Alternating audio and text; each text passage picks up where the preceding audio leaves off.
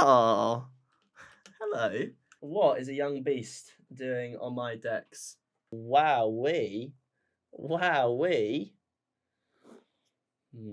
So what we have at the moment is just these lovely drums.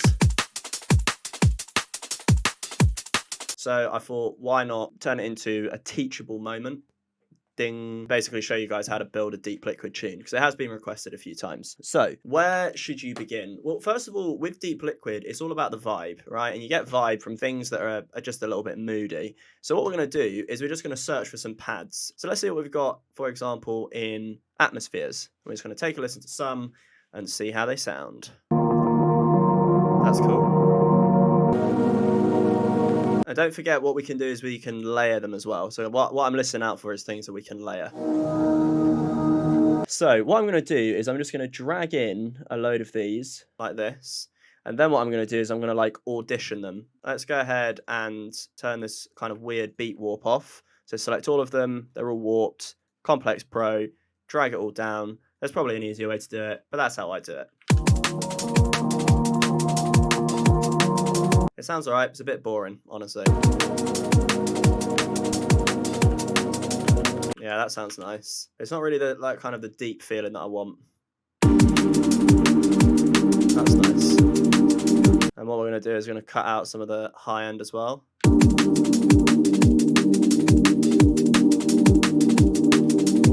Yeah, and then we're going to automate this so it kind of like just goes up just at the end there. We want it to kind of like grow. So we want it to be like that, and then this one to be a bit higher, then maybe this one to be a bit higher. And guys, I think you know where we're going with this. Yeah, you're smart. You're a smart bunch. Put some reverb on here as well. Ah, super massive. How about you, champ? Small and wide. Describes me pretty well. Cool. Let's also just automate some sidechain compression on the kick, so just so it's got a bit more movement.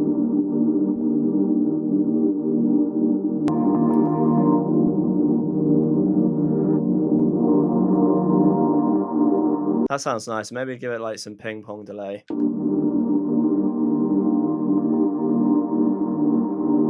What if it was lower? I actually maybe even prefer that to this one. I think what we really need is a nice big fat bass line in there. And it's really, really easy to make liquid bass lines. All you need are some saw waves that are detuned by positive and negative 24 semitones. How easy is that? And then all you do is you shave off all the top end.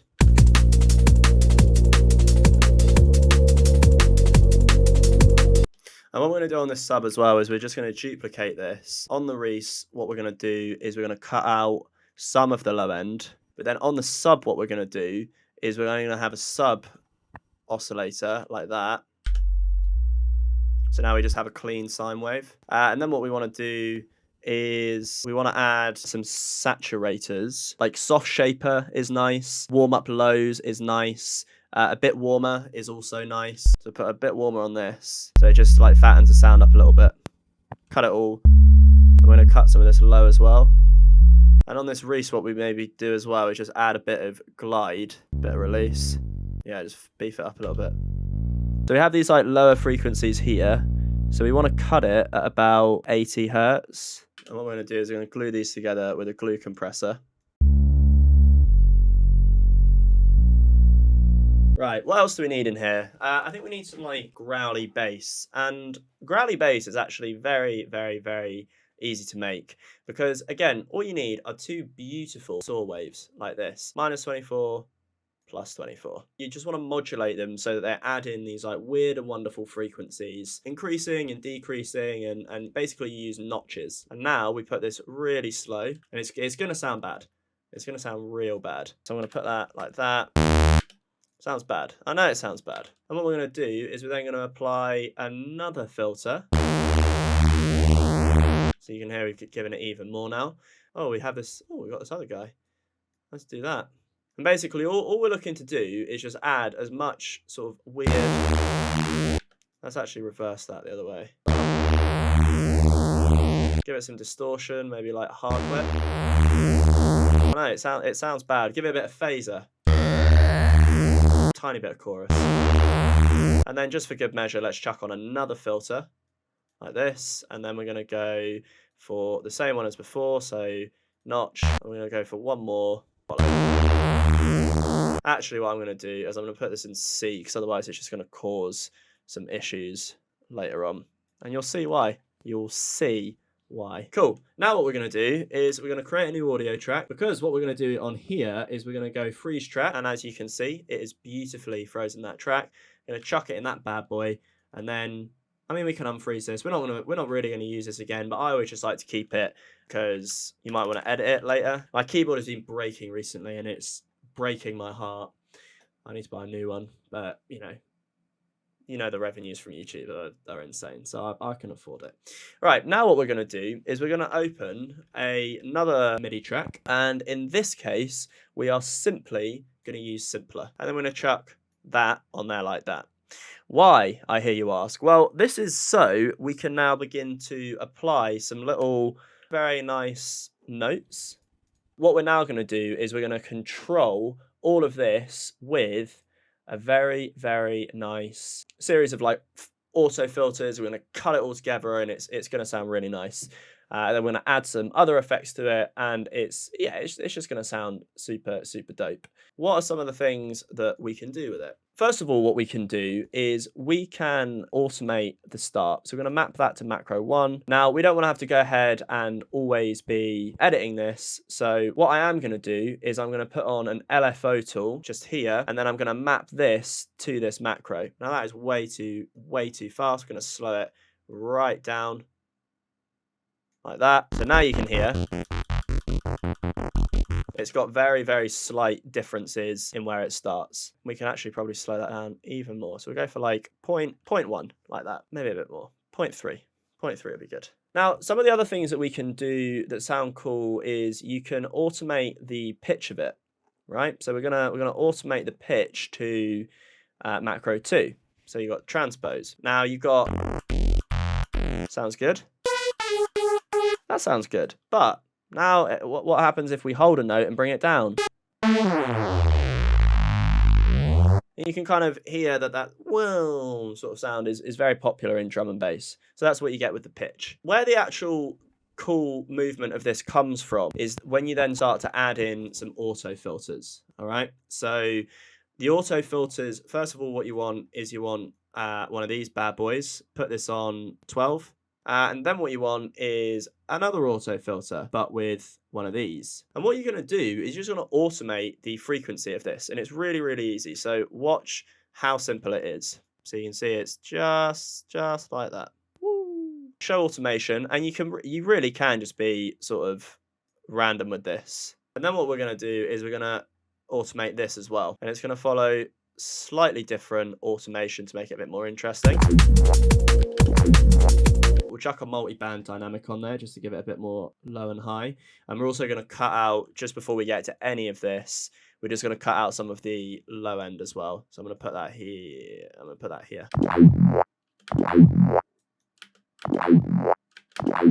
Nice. And then we're going to put on a distortion as well. Well, we got 2-band destruction. That sounds calm. It's not calm. So I think it needs to come up a little bit more. So what we're going to do, we're going to go ahead and open these, make them a bit sort of louder. Oh, another thing that we should put on here as well actually is an OTT. Oh, it sounds better lower actually.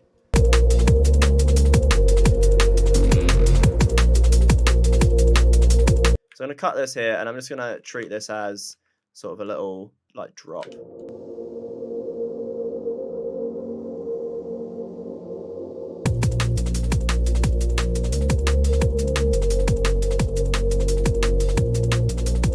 I really want to work with the vocalists. Like, if any of you are singers, can you please just hit me up?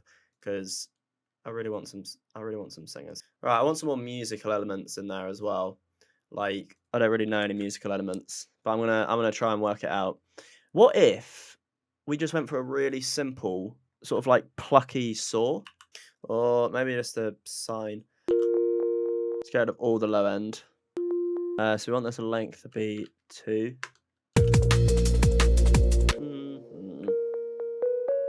No, we want this to be 4. Wow. Da, da. Yeah, I know what we want to do. So now we want to make this 8. God, this is crazy. What a time to be alive, eh?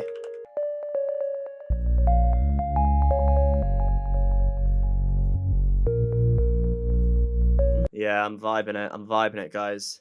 Ooh, that was nice, wasn't it? I don't think it's gonna work. I was right. I don't like any of them, apart from this one. It's almost like a sort of a vocal pad thing. With this, I think it wants just a little bit more movement. And what's a great way that we can do that? Well, we could use an auto filter. Now, there's a really cool thing you can do with the auto filter when you show the automation and then you scroll down and make it bigger and you select part of it like that. Very simple. All I've done is I've clicked and I have selected. And then you right click and you see all of these little lovely shapes at the bottom. Well, you can click them. And look at that, it puts in the automation for you. Now, it does do it to the absolute extreme. So we might not necessarily want it to be that crazy. But let's see how it sounds. Okay, it sounds okay. Now let's duplicate it. And as you can see, it follows exactly the same pattern.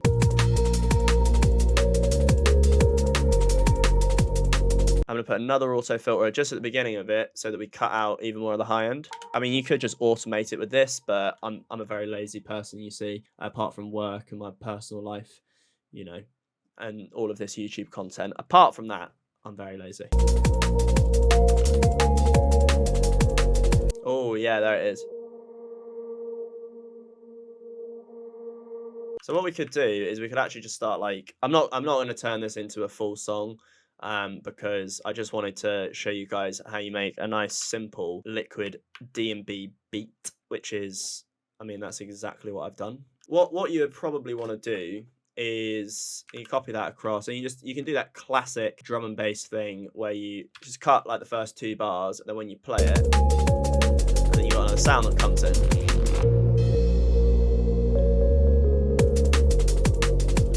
I mean, it just sounds super dope. All right, there's another thing that we can do with these tops and snares, and lo and behold, an auto filter. Sorry, bring it all the way down like that. So then you have this off, and then you just need to remember to go ahead and put it back up like that. When you put that with reverb, that you then also automate in, like that. Or you can just do the reverse.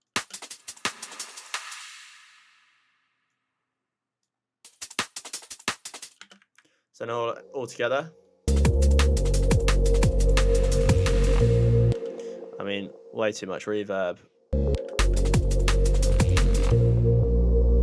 I think I might actually prefer it the other way. And then what you would do is you would just have like your drum beat like this, and you put that here. Oopsie daisy. Put that. Why have you done that, mate? Why, oh why? And then you probably don't want your kick on the first bit. Just delete that. Maybe you don't even want your snare. Let's get some risers in there as well. It makes everything sound better. So now that we've got all of these, what's the first thing that we do? All right, think about your answer. Pause the video, like, comment, subscribe, and then answer. We're going to unwarp them just so that we have a bit more, it's a bit of a more organic feel. Now, we have all these beautiful risers here, and we're just going to put them like that. Probably want this guy be like that. Let's put all of these together just so we can hear them. Very loud. Glue them together a little bit, just so they're a bit more cohesive. It's got a bit too much low end.